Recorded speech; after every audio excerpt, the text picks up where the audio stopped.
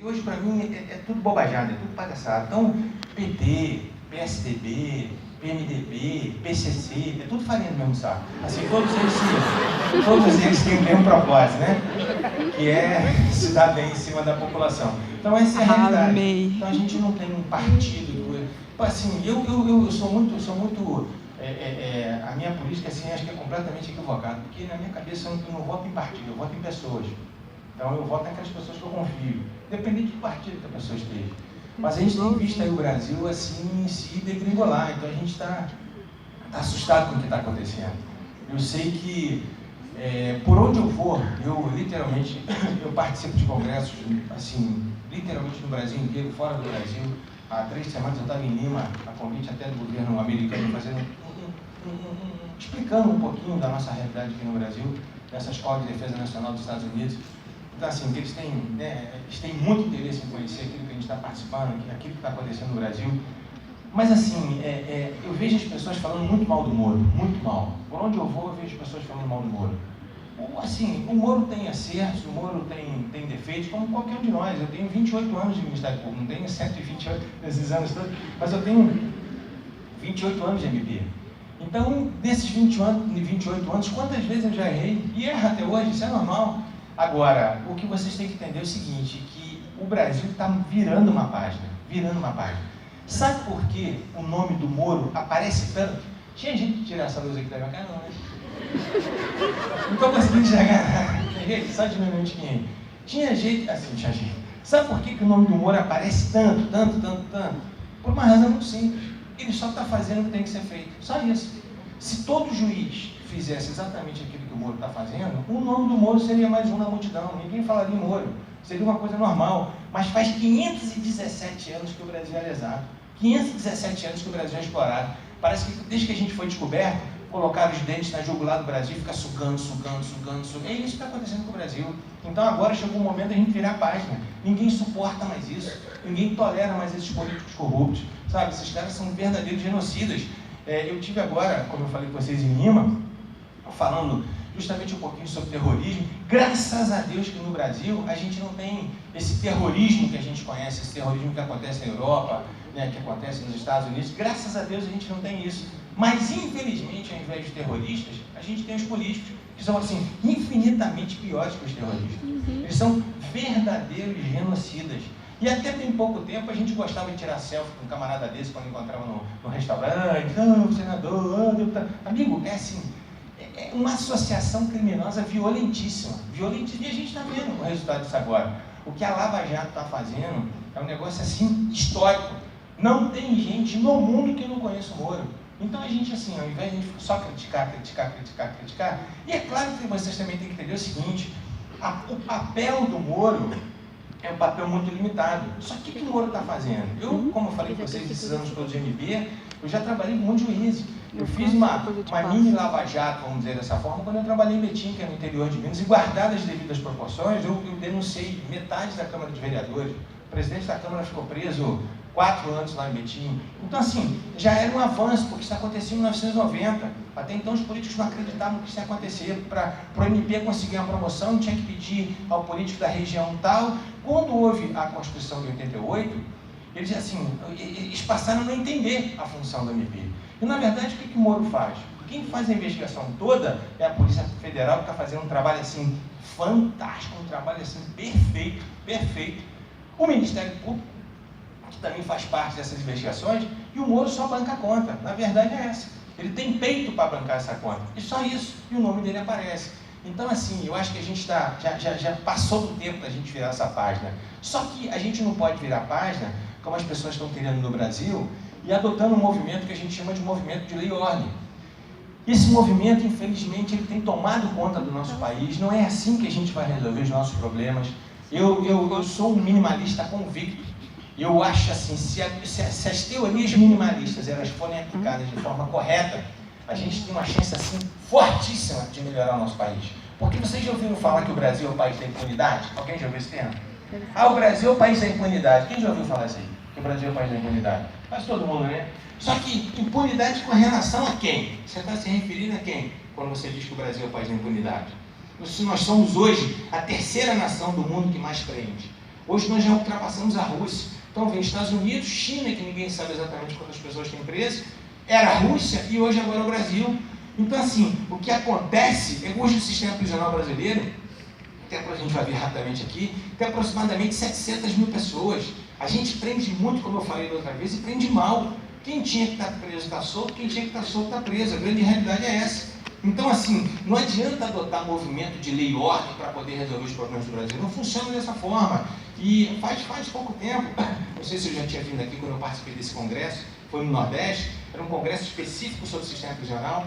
E antes de mim, falou um secretário de Estado, e falando, né, que infelizmente eu não sabia que o congresso tinha sido patrocinado por sindicatos, aquelas coisas todas, e ninguém me falando nada disso. Eu fui, mas eu falo do meu jeito, independente de quem seja a plateia.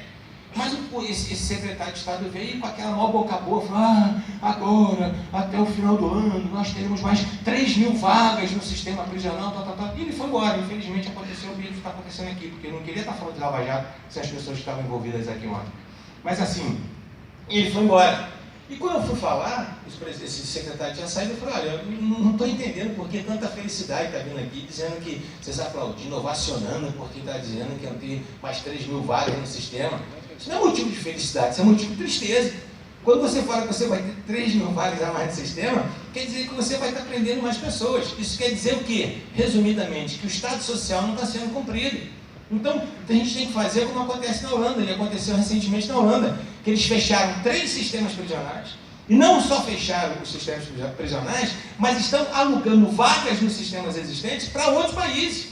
Isso é um país que cumpre a função social. Não é a gente ficar feliz porque tem mais 3.000 vagas, mais 4.000 vagas. Nunca a gente vai ter vaga suficiente. Quero que vocês entendam isso. Em Minas, só para que vocês tenham noção, no ano passado, nós tínhamos 50.000 mandatos de prisão expedidos e não cumpridos. Nunca vai ter vaga suficiente para todo mundo. Assim, a gente tem que mudar o nosso raciocínio, a gente tem que mudar o foco da nossa metralhadora. E não é com o movimento de lei e ordem que isso vai acontecer. A gente vive um processo, assim, terrível de inflação legislativa. Por quê? Porque essas pessoas que adotam esse direito penal máximo acham que o direito penal é a resolução de todos os nossos problemas, e não é. O nosso papel não é resolver problema social, nunca foi nem nunca vai ser. O nosso problema não é jurídico, o nosso problema é político, que é completamente diferente. Vocês, em 1990, muita gente aqui, em 1990, muita gente aqui nem tinha entrado na faculdade. Em 1990, surgiu a lei de crimes hediondos.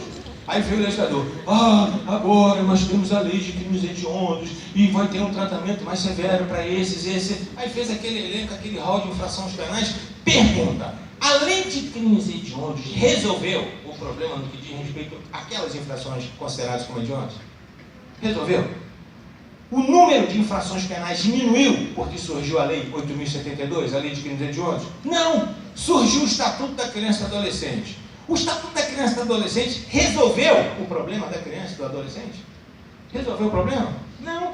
Veio o Estatuto do Idoso. O Estatuto do Idoso resolveu o problema do idoso? Não. O nosso problema não é jurídico. A gente tem leis demais. O nosso problema é um problema político. E esse número excessivo de leis faz surgir uma coisa que a gente chama de inflação legislativa. Ninguém suporta mais esse número de leis. A gente tem lei demais, a gente tem um Código Penal, um Código de Processo, lei de execução, lei de contravenção, mais de 200 leis periféricas. Ninguém se entende com tanta legislação assim. É desumano você trabalhar com tantas leis. Agora eu não me lembro o artigo exatamente, mas tem um artigo do Código Penal que o caput do artigo foi revogado, expressamente revogado. E a doutrina insiste que os parágrafos estão em vigor. Olha que loucura que a gente vive. Amigo, você já viu na rua um corpo andando sem cabeça? É assim, o caput é o reitor do artigo. Se eu não tenho o caput, como é que eu posso aproveitar o parágrafo?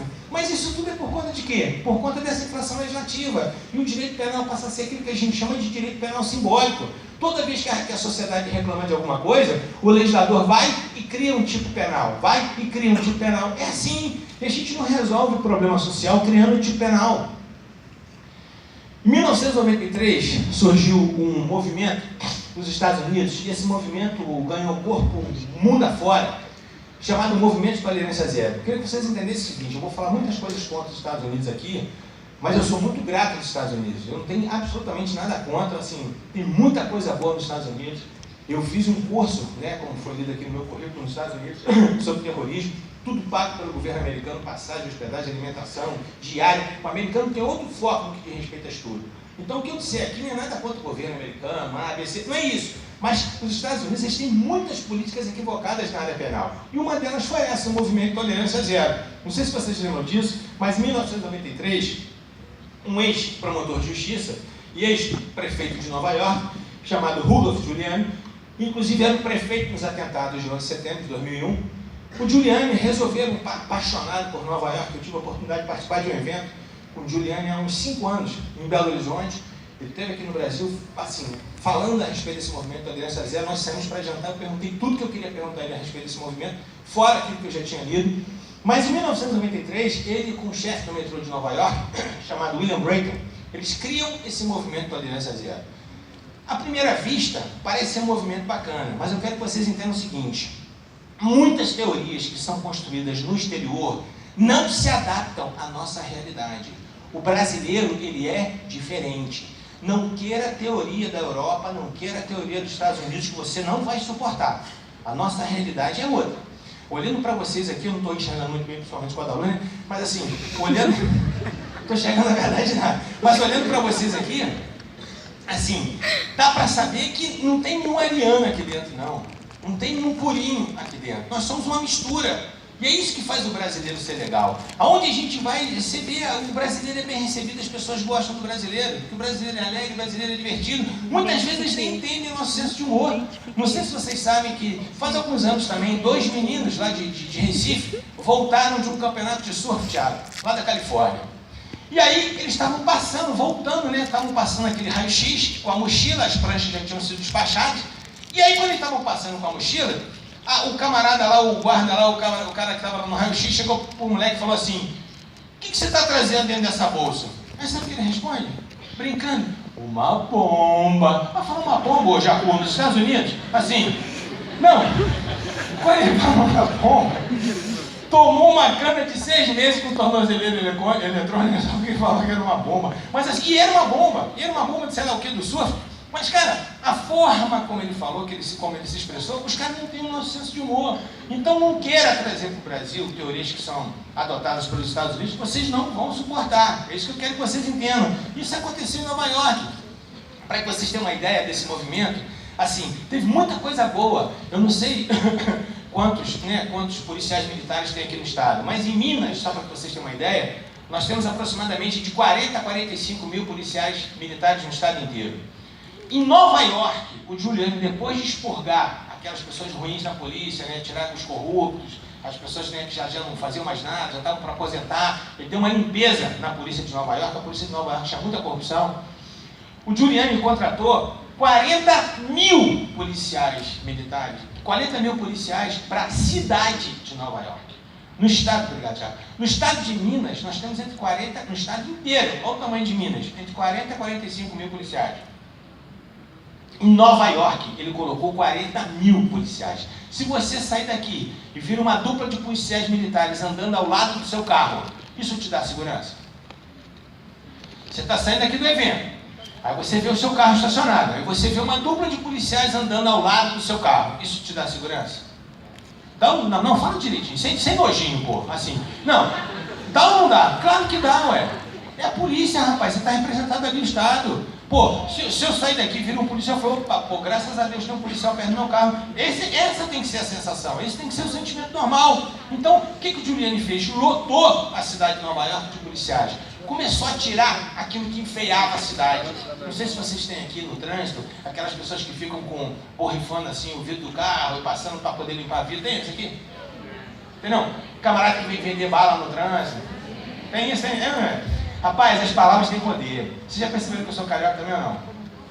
Já, porque todo mundo acha que eu sou mineiro, né? Mas assim, as palavras têm poder. Eu me lembro que quando você viu um camarada pedindo dinheiro na rua, na época que eu morava no Rio, a gente viu um camarada pedindo dinheiro na rua, falava: pô, um cara forte desse aí, rapaz, ficar pedindo dinheiro, vai vender bala no sinal, vai ver. Você viu o tanto de gente vendendo bala no sinal? Você viu como é que as palavras têm poder? Aí você ouvia dizer que um camarada, Tiago, tinha roubado de um trabalhador, que era uma coisa rara naquela época, né? Até no Estatuto do Comando Vermelho era proibido esse tipo de coisa. Roubar mulheres, crianças, trabalhadores, mudou muito, né? De lá para cá, né? De 1979 para cá. Mas enfim, quando a gente ouvia dizer que um cara tinha roubado um trabalhador, você falava, cara frouxo, rapaz, ficar roubando trabalhador, vai roubar carro forte. Você viu o número de carro forte agora sem roubar? Todo carro forte agora é roubado. As palavras têm poder. Então, o que eu quero que vocês entendam?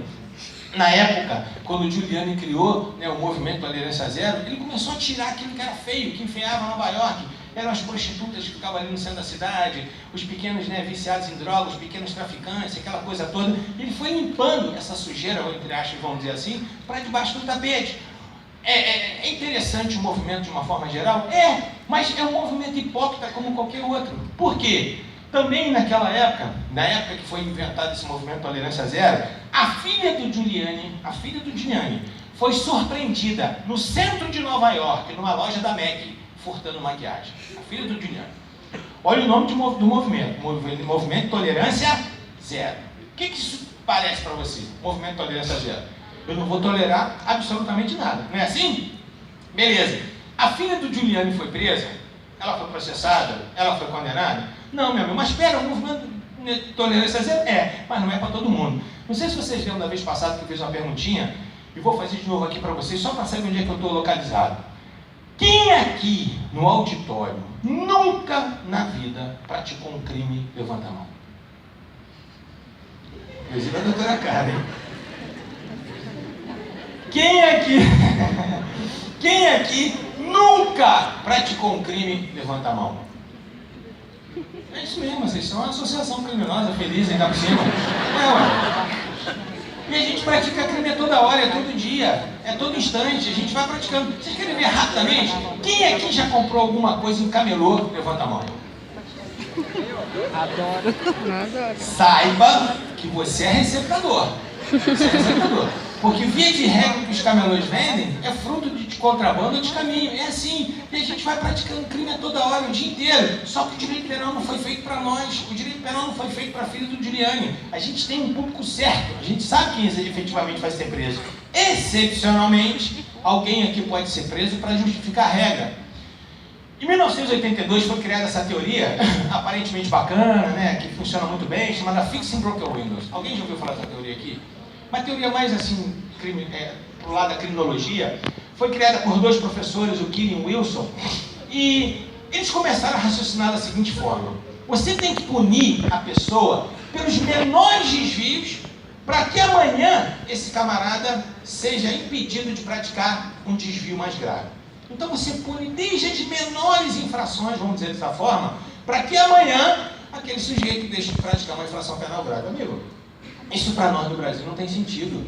A nossa adolescência é completamente diferente. A gente sabe como é que, principalmente uma adolescência no Rio, eu sei as coisas que eu fazia. Ele começa dizendo o seguinte: olha, se você tem uma fábrica, e se você quebra uma das janelas dessa fábrica, e se o dono da fábrica não repõe aquela janela quebrada, daqui a 2, 3, 4 dias eles vão quebrar a segunda de graça.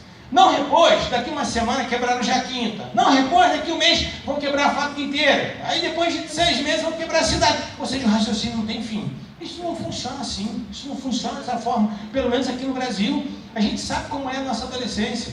Imagina aqui comigo, não sei se vocês gostam de jogar futebol, a galera aqui, principalmente os homens. Hoje a mulher está jogando também, mas os homens principalmente. Assim, eu desde menino, eu sempre gostei de esporte, mas eu sempre adorei jogar futebol. Agora não jogo mais, mas sempre joguei muito. E assim, diziam até que eu jogava direitinho. Eu não gosto de falar de mim não, mas é como se fosse assim, sei lá, uma mistura de Neymar com Messi e um toque de Ronaldinho. Mas mais ou menos isso. Não sei, a galera que falava, não posso dizer se é verdade, né? Mas enfim, eu não sei se acontece com a rapaziada aqui também, mas eu tinha uma atração por caixa de sapato, bicho, que era um negócio até de tratamento psicológico. Eu não podia ver uma caixa de sapato na rua, que eu dava uma bicuda imediatamente na caixa de sapato. Eu podia estar de terra no centro da cidade, descalço, de tênis. Não sei se a rapaziada aqui tem esse meu sentimento que eu compartilho disso. Sabendo disso, o que a gente fazia, a galera da minha rua? Tinha uma escola na esquina da minha rua. E aí a gente pegava uma caixa de sapato, colocava em frente à sede da escola e esperava o sinal tocar. Quando o sinal tocava, a gente já colocava um paralelepípedo dentro da caixa de sapato. Você não faz isso aí, não? Aí vem a galera correndo, e a galera, pum! Aí eu quero quebrar. Se eu quebrei uns 30, 40, 50 dedinhos, rapaz, eu não sou um latrocida por conta disso. Olha a evolução que os caras fazem. Eu me lembro que na época no Rio tinha um cachorro, que era o cachorro mais feio da face da terra, um cachorro insuportável, chamado cachorro piquinês. Alguém já lembra do piquinês aqui? Piquinês, ele parece que tinha um problema aqui no maxilar, na mandíbula, sei lá o quê, que ainda tinha os dentes para fora, os caninos para fora, assim. O bicho era temperamental, só gostava do dono, não gostava de mais ninguém. Mas o piquinês tinha uma característica que para a galera da minha rua era fantástica. A gente já ficava esperando o dono passear com o piquinês, que quando ele fazia cocô na rua, antigamente não tinha essa coisa de fazer cocô, o dono pegava, não é nada disso, né? Fazer cocô todo mundo deixava. Então, quando o cachorro fazia o cocô, a gente voava, Thiago, com um palitinho que bom naquele cocô do cachorro pequenininho assim, que era um cocô perfeito para a finalidade nossa.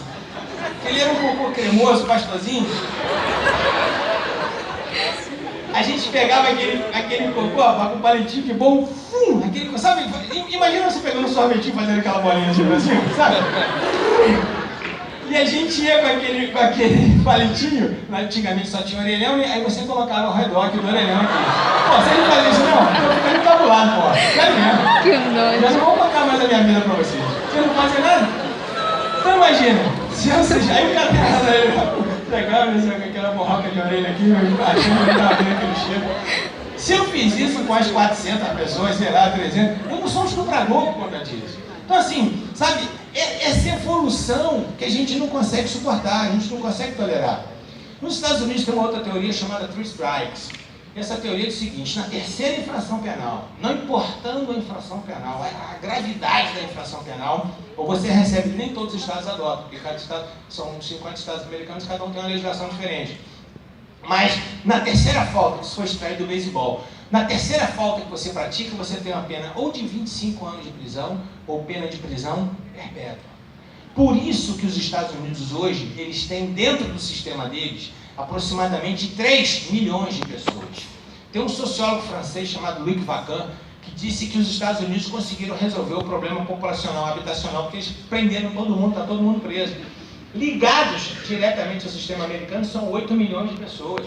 Vocês não sabem a gravidade, a quantidade que significa isso. Então, na teoria, eu tenho um recorte de jornal que eu fui colecionando ao longo dos anos, infelizmente eu me esqueci de trazer aqui para vocês, que nos Estados Unidos um camarada discutiu com um policial no trânsito. E, além de discutir, ele cuspiu no policial. Cuspir no policial se configura em desacato. Só que aquele era a terceira infração penal do cara. E pela cuspida que ele deu no policial, ele recebeu pena de prisão perpétua.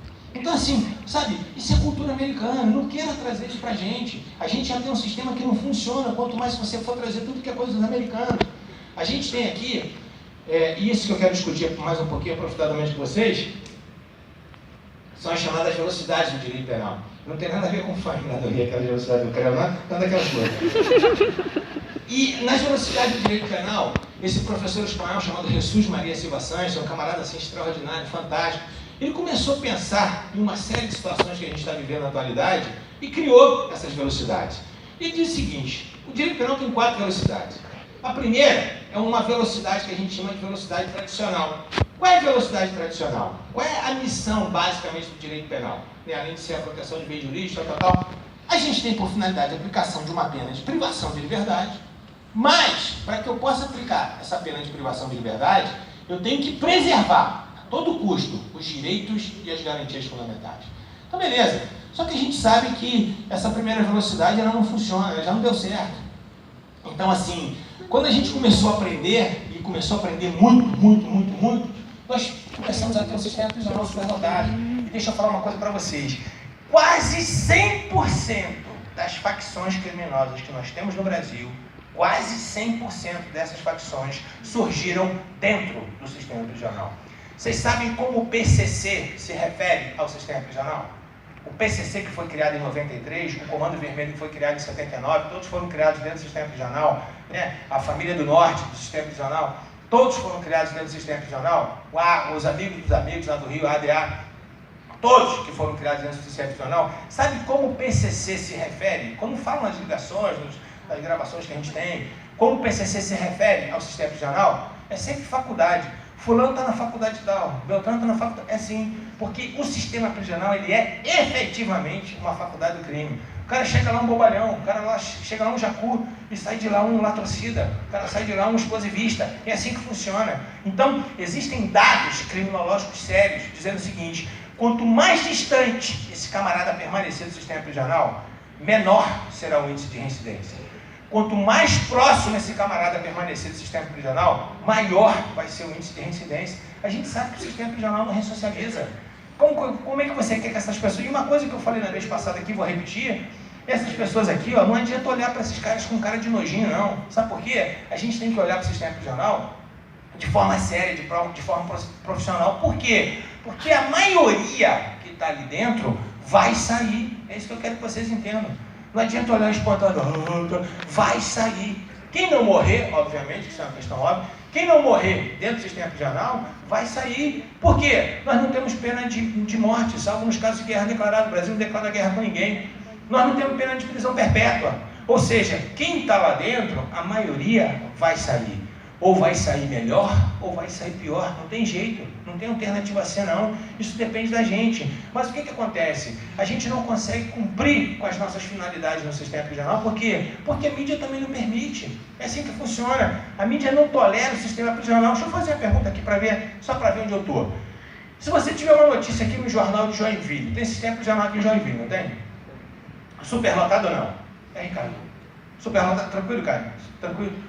Tranquilo, mas imagina que o seu sistema fosse superlotado. Aí vem no jornal aqui de Joinville dizendo o seguinte: que encontraram na quentinha do preso, ao invés de uma coxa de frango, encontraram uma ratazana na quentinha do preso. Pergunta: isso faria diferença para você? Faria? Você ficaria zangado? Você fala assim: bem feito, bem feito. É bem feito ou não é? É ou não é? Fala a verdade. Não é esse o sentimento que a gente tem por aqueles que estão dentro do sistema prisional? Mas você tem que entender o seguinte: quem está lá dentro vai sair. E a mídia não permite ressocialização. Hoje ressocialização já é um plano falido. Ninguém fala mais em ressocialização.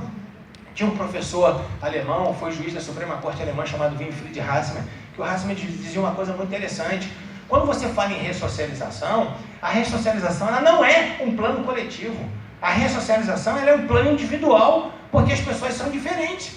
Como é que você ressocializaria o Fernandinho Beiramar? Me fala aí. Como é que você ressocializaria o Elias Maluco? Como é que você ressocializaria esse camarada da carne? Como é que ele chama? O vagabundo ordinário? Não pode chamar não, é cidadão delinquente, Como é que chama da carne, pô? Os dois irmãos lá? Tic-Teco, como é que chama? Wesley Joel. Até dupla sertaneja, né? Wesley Joel. Então imagina, como é que você ressocializa um camarada desse? A não ser com um curso de português que ele fala tudo errado, né? Fora isso. Mas como é que você ressocializa um Joesley da vida? Como é que você ressocializa um Paulo Maluf? Você chega para um Paulo Maluf, chega para um Joesley, né? Para o Fernandinho Beiramar, para o Elias Maluco, e fala assim: olha, fiz um convênio com a prefeitura e agora vocês vão aprender Word, Windows e Excel. Sabe qual é o sentido disso? Qual o sentido disso? Sabe, isso é ridículo, é ridículo. E mais, quando a gente quer ressocializar efetivamente, a sociedade não deixa, a sociedade critica por conta da mídia. Por exemplo, vou cortar na minha própria carne aqui, aquilo que aconteceu com o Bruno. Lembra o que aconteceu com o Bruno? Eu não estou justificando o ato do Bruno, eu quero que vocês entendam isso. Para mim, inclusive, a pena foi muito baixa, foi muito pouca. E é muito difícil você mensurar a pena. Vocês querem só ver uma coisinha? Quanto é que vale a vida do seu filho? Eu estou com a minha filha aqui assistindo a palestra aqui, a Nunu. Uma delas, né, que são 5 filhos. Ué, cada um gosta de uma coisa, pô, né? Assim, vai ver. Não, vai ver. Tem que falar que é minha filha, senão acho que eu sou pedófilo, andando com a Nunu pra lá pra cá de mão, né? O cara velho, qualquer um. É assim, hoje em dia tá desse jeito. Mas imagina a cena. Como é que você mensuraria a vida do seu filho? Se o seu filho fosse morto por alguém, você acha que 15 anos seria o suficiente? 15 anos, pô. 20 anos. 30 anos. 40. Amigo, entenda uma coisa. A pena sempre vai ser muito para quem recebe. E sempre vai ser pouca para a vítima ou para a família da vítima. É assim. É difícil você ter um meio termo. Não dá para você encontrar esse meio termo. É muito complicado. Mas o Bruno ficou o processo inteiro recolhido lá cautelarmente. Não tinha requisito nenhum de prisão preventiva para poder manter o Bruno na prisão. O Bruno ficou na prisão por conta de quê? Porque o Tribunal de Justiça, frouxo do meu estado, não conseguia liberar o Bruno porque a mídia ficava em cima. Não, nós temos que dar exemplo com o Bruno. Que dar exemplo, amigo? Não pega uma pessoa para dar exemplo, não. O direito penal não pega um para Cristo, não é assim que funciona. A lei tem que ser aplicada igualmente para todos, não é pegar o Bruno. Aí o Bruno, que é jogador de futebol, recebeu um convite para jogar num clube do interior, Ricardo, lá em Montes Claros. Aí não concederam, não possibilitaram. Amigo, o Bruno, ele é jogador de futebol. Você quer que o Bruno se ressocialize como? Você vai ficar felizinho se ele for padeiro? Se ele for pedreiro? Não, agora ele é pedreiro, não joga mais bola, não se diverte. Amigo, ele é jogador de futebol. É assim. Suzane Richthofen praticou uma coisa gravíssima. Horrível. A mulher matou o pai, matou a mãe, pô. Horrível. Não tem crime pior do que esse. Mas já cumpriu a pena dela? Não foi isso que a lei diz? Que ela tinha tanto tempo para cumprir a pena? Ela já cumpriu? Ela quer entrar na faculdade, não permite a menina estudar, fazer faculdade. Não, a Suzane Richthofen então não pode se ressocializar. O Bruno então vai se ressocializar, só aquele que você escolher. É assim que vai funcionar? É desse jeito. Então, esse sistema que a gente tem não funciona mais. Por isso que surgiu, e a gente vai ver, né, por falar nisso, assim, quem gosta aqui desse, como é que chama esse camarada primeiro-ministro do Supremo, que eu esqueci o nome dele? O Gilmar Mendes. Quem gosta de Gilmar Mendes, levanta a mão. Bicho, esse cara é o cara mais execrável que eu já vi em toda a minha vida. Honestamente, esse cara acaba com a imagem do Supremo. Esse sujeito não existe. Não existe. As coisas que o Gilmar faz no Supremo Tribunal Federal, assim, são os absurdos dos absurdos. Meu amigo, o cara conceder habeas corpus para aquele camarada lá, com a mulher dele fazendo parte do escritório de advocacia, onde houve um pedido de habeas corpus, e o cara não se dá suspeito. Que absurdo é esse? Então, assim, sabe, ele ser padrinho de casamento e conceder. Amigo, se o padrinho de casamento não é amigo do camarada, para quem o cara é padrinho de casamento? Se ele é padrinho de casamento, ele consegue um HC para o camarada. Pô, não faz isso, cara. Isso desprestigia, desmoraliza a justiça. E é por isso que eu aplaudo o Moro, sabe? Quem não se curva a esse tipo de coisa. Então, é isso que a gente tem que colocar na balança. E vou te falar uma coisa, com todo respeito ou com toda falta de respeito. Justiça, na minha opinião, chama-se primeiro grau. Promotor, juiz, delegado, defensor, justiça é isso. A partir do momento que você vai subindo de tribunal, a coisa vai ficando pior. Gilmar Mendes ligando para governador de não sei de onde, achando absurdo que foi feito um pedido do MP, disso e aquilo outro, investigar a casa. Sabe, essas coisas que a gente está vivendo, isso é vergonhoso. Então esses caras jamais podiam ser vitalícios. Isso não merece vitaliciedade um camarada esse. Mas, por enquanto, a gente tem que conviver com isso. Por isso que foi criada uma segunda velocidade, segundo Jesus Maria Silva Santos. Por quê? As pessoas não suportam mais a morosidade da justiça. Toda vez que alguém sabe que eu lido com crime, é igual assim, vocês estão né, no clube, estão no barzinho, estão em algum lugar público aí, aberto, e alguém sabe que você é advogado. Você fala, tem a infelicidade de falar para alguém que você é advogado. Já viu como é que a coisa funciona? Você fala que é advogado, o cara fez amizade com você na hora. Ele já fala assim, vem cá, deixa eu te falar uma coisa. A minha avó morreu, assim, já começa a falar de inventário. Não é desse jeito que funciona? E comigo também, quando sabe que alguém escreveu, o tempo inteiro me perturbando. E assim, e as pessoas falam, não, mas a justiça é muito lenta, é muito, sabe, tardia. E é verdade, a justiça é demorada demais. Eu tive a infelicidade, já fui promotor de júri muitos anos, eu tive a infelicidade de fazer um júri com quase 20 anos depois do fato. O camarada tinha praticado o crime com 22 e foi ser submetido a julgamento com 42 quase, pô. Amigo, e desses 20 anos não houve prescrição por causa dos marcos interruptivos. Assim, durante 20 anos, o camarada não fez basicamente absolutamente nada. Nada. Casou, teve 4 filhos, bom pai de família, bom trabalhador. Aí infelizmente foi condenado a pena de 12 anos de prisão, porque tinha que ser sido condenado naquela época. Não agora, 20 anos depois. Eu te pergunto, isso é justiça? Você condenar o camarada 20 anos depois? Não, nós temos que condená-lo porque nós temos que ressocializá-lo. Que ressocializar, meu amigo? O cara está 20 anos na sociedade sem praticar nada. Na Espanha, eles têm uma ressalva muito interessante, que eu acho que a gente tinha que trazer para o Brasil. Dá para fazer no Brasil? Dá. O que acontece? Muitas vezes a decisão pode ser legal, mas ela pode não ser justa.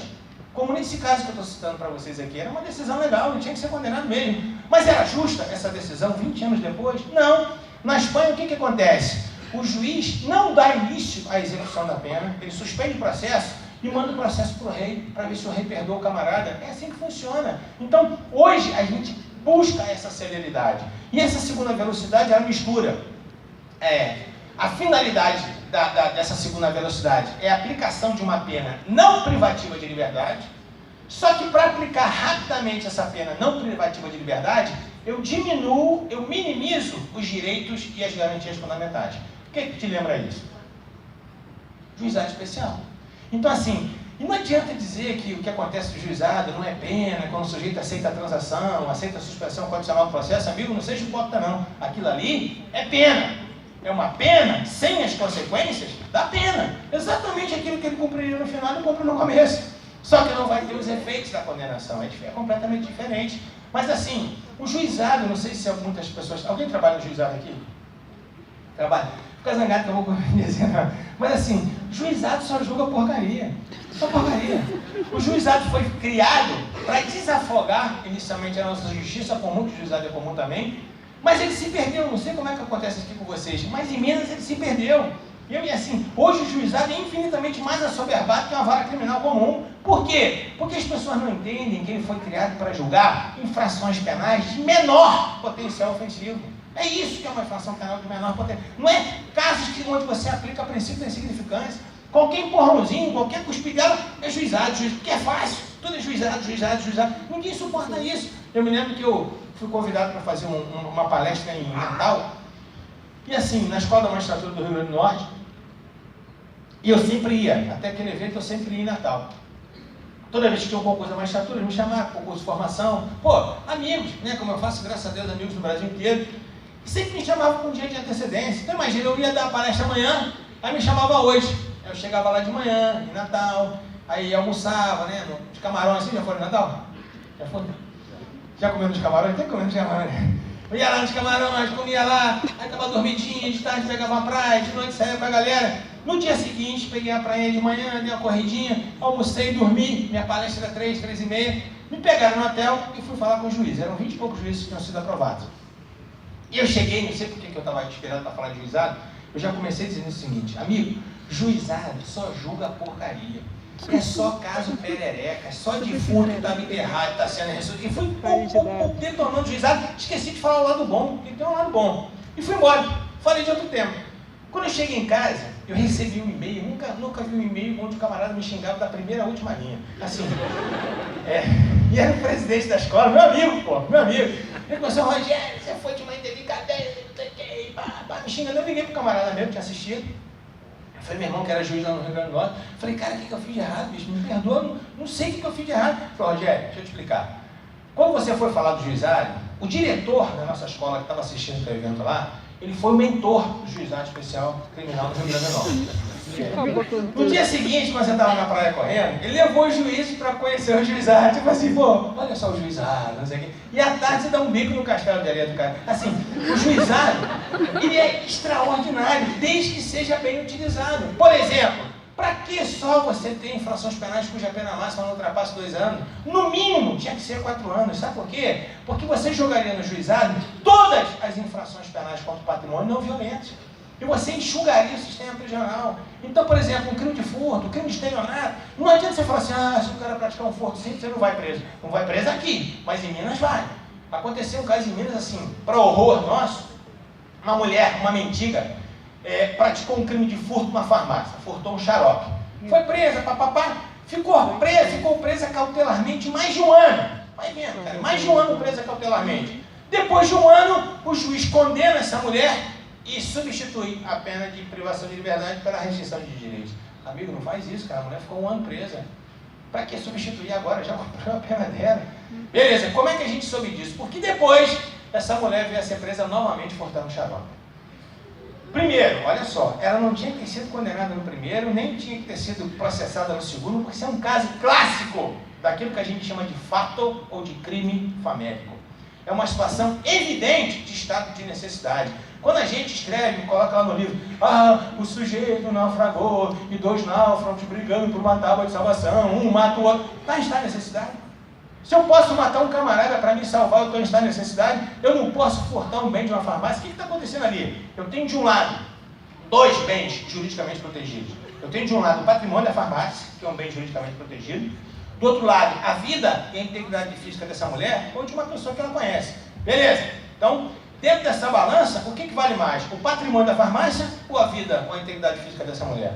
Não é isso. Sabe? E quem sai de casa e fala assim, hoje eu vou furtar um xarope. Quem fala um negócio desse? Você furta por quê? Porque você precisa de xarope, é diferente, sabe? Então, se você faz isso, você evita o cárcere para pessoas que não tinham que estar encarceradas.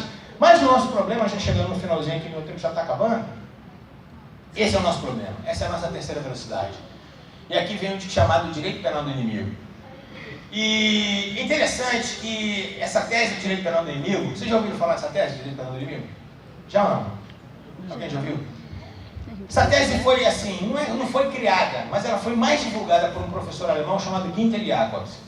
E o Jacobs é interessante, que ele já chega, ele é um camarada assim extraordinário, inteligentíssimo. Eu fui aluno de um sujeito na Espanha que tinha sido discípulo do Jacobs, é assim, ou o Jacobs você ama ou você abomina o camarada. É diferente do Roxinho, que todo mundo gosta dele. Tem uma postura mais intermediária, o camarada mais ponderado. O Jacobs não.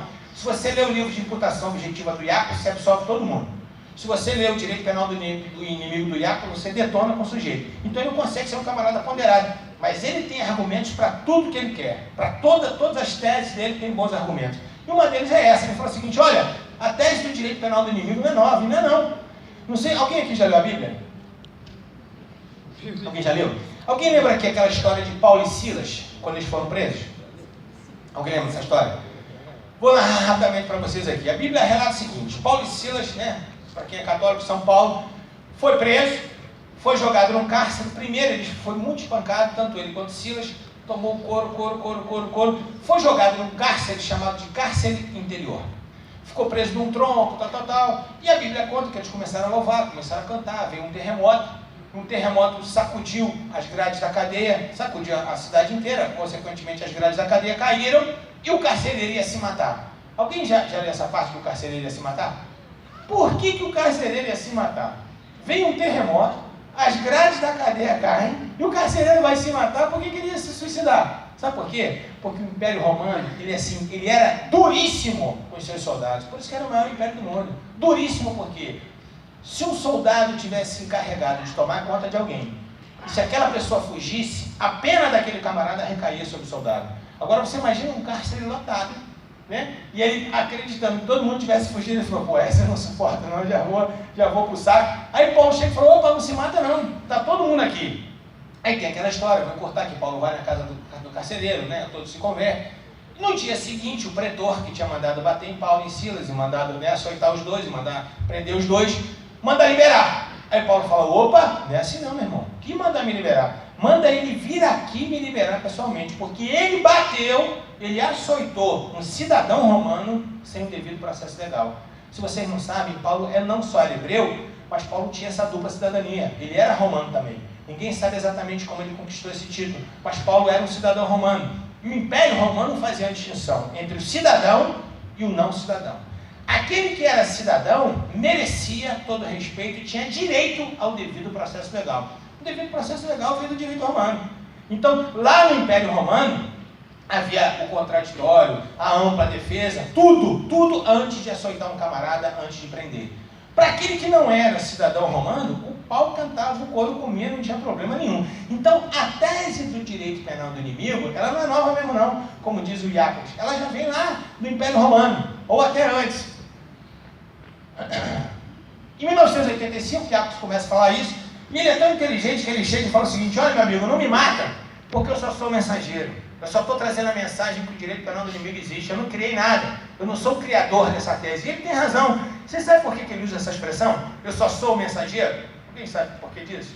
Sabe por quê? Antigamente, quando o mensageiro ia entregar uma mensagem, ou ele ia correndo, ou ele ia a cavalo, chegava, entregava o canudinho, entregava a mensagem, a autoridade ficava esperando uma resposta.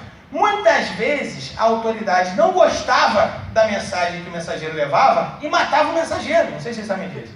O mensageiro não tinha nada a ver com a história, coitado, o mensageiro era morto. Então o Jacobs, muito inteligente, fala assim, amigo, não me mata, porque eu só sou mensageiro. A tese do direito penal do inimigo já existe em todas as legislações. A grande indagação é, quem é efetivamente esse inimigo? E esse é o nosso grande problema. Porque, obviamente, quando o Jacobs começou com isso, Ele sabia que era um inimigo. Ou seja, a Europa já estava vivendo um momento de terrorismo muito forte, muito forte. E, obviamente, que ele já estava focando no terrorismo. Mas é interessante, e um problema que a gente tem, é que a tese do direito penal do inimigo, ela começa a retroagir, ou retroceder naquilo que a gente conquistou no direito penal. E uma dessas conquistas é essa distinção de direito penal do fato e direito penal do autor. Para o direito penal do inimigo, eu me preocupo simplesmente com a figura daquele que é meu inimigo, independente daquilo que ele fez, independente de ter praticado a execução, independente de ter praticado a despreparação. A gente vai ver isso rapidinho aqui para terminar. Mas enfim, vocês sabem essa diferença de direito penal do fato e direito penal do autor? Vocês sabem essa diferença? Vou dar um exemplo aqui para vocês poderem entender. Eu fui assessor na Procuradoria no artigo 28, Ricardo. Então assim, sabe que o cargo de Procurador-Geral é um cargo político, né? O Procurador-Geral não fala em processo, tem as várias equipes, e eu trabalhava naquela época no artigo 28 do Código de Processo Penal, que é o seguinte: o juiz não concordava com o pedido de arquivamento do inquérito policial, mandava os autos à Procuradoria. E aí tinha aqueles procedimentos, ou oferecia denúncia, designava outro, insistia no arquivamento, tal. E eu peguei um inquérito, eu não sei se acontece isso aqui com vocês, eu peguei um inquérito que, não sei se vocês já viram aquele camarada que tem uma personalidade paralela, ele não tem a personalidade dele, tem a personalidade do outro. Tipo assim, parou numa blitz aqui. Aí o policial pede a identidade do camarada, carteira, tal. Aí ele começa assim: você sabe com quem você está falando? Você sabe de quem é seu filho? Tem isso aqui em Joinville? Tem ou não? Tem essa figura aqui não? Tem. Mas não deve ter não, aqui é diferente. Então imagina, era uma cidade interior, e vocês sabem que quanto menor a cidade, mais fácil as pessoas se conhecerem. Não é assim? A minha primeira comarca que eu trabalhei em Minas tinha 10 mil habitantes. Belo Horizonte tem 5 milhões de habitantes. Né? Era muito mais fácil me conhecer nessa cidadezinha que eu trabalhava, chamada Aliado, que em Belo Horizonte. Então, todo mundo sabia quem era o juiz, quem era o promotor, quem era o delegado, quem era o pastor, quem era o padre, quem era o médico. Todo mundo sabia. E aí, estava tendo um baile de carnaval. E o filho da juíza, que todo mundo sabia que era filho da juíza, todo mundo sabia que era juíza, uma pessoa super querida na cidade. Filho da juíza estava lá no baile de carnaval.